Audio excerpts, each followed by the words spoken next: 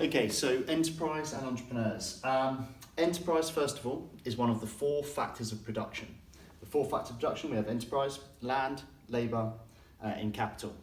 The factors of production we consider to be the inputs of any business. Okay, so all businesses will need those things in order to produce their outputs. The outputs being goods and services, okay, products. So enterprise is one of those things, and actually the secret to enterprise is understanding that it ties in all the other resources, whether that's machines, the humans, or anything natural.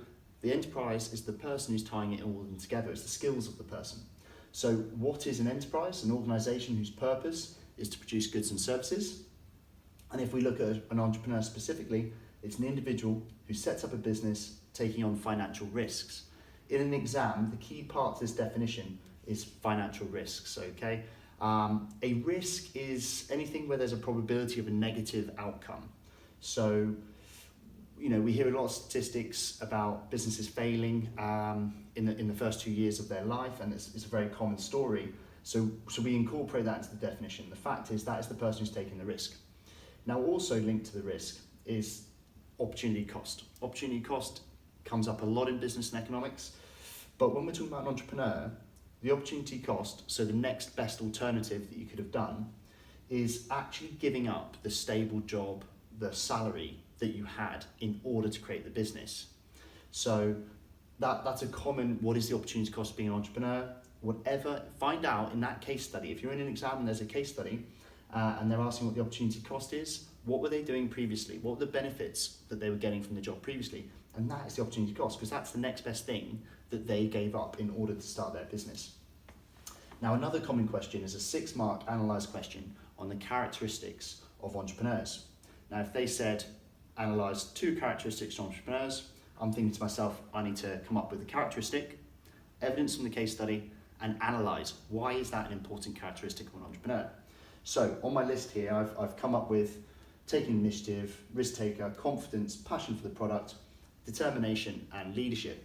So if I read a case study in an exam and I saw that this individual had sold their family home and maybe remortgaged their family home, so putting the value of that up against using the value to start their business, they're taking a risk there that they could lose their family home if the business is not successful.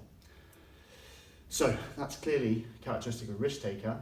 And the analysis is, why do you need to be a risk taker? Because if they didn't have the finance from selling that home and taking that risk, they would not be able to buy the resources that the business needs. They wouldn't have the startup capital for the business.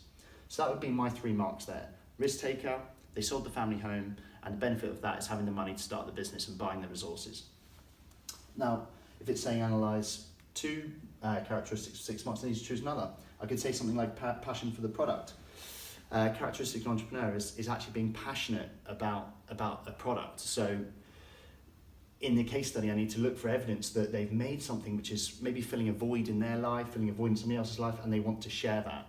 Analysis, why is it beneficial to be passionate about the product? Because you're going to continue even if there's setbacks. You're going to keep going even in adversity. You're going to keep wanting to share that product, meaning your business will stay around longer than potentially other people who aren't entrepreneurs would stay around. So any of those you could use as your examples of a characteristic, but you've got to be able to find it in the case study and analyse it. Okay? Right.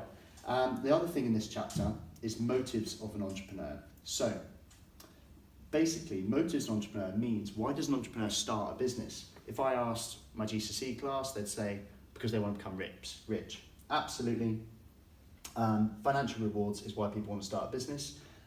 We always hear about business owners being extremely wealthy individuals, earning more than they do in a full-time stable job. Motive to start it.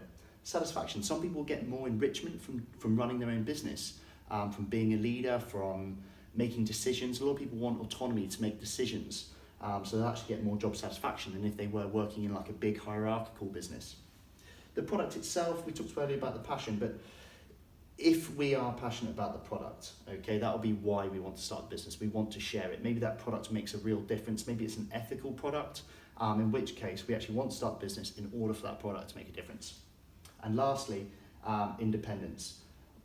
I know lots of people who don't like working for other people. I know lots of people who don't like getting up in the mornings or routines or just generally being told what to do. And a lot of these people would be better off running their own business, something they cared about themselves. And so a lot of people are motivated by actually being their own boss. So that's the last motive there. And that hopefully is a good summary of enterprise and entrepreneurs.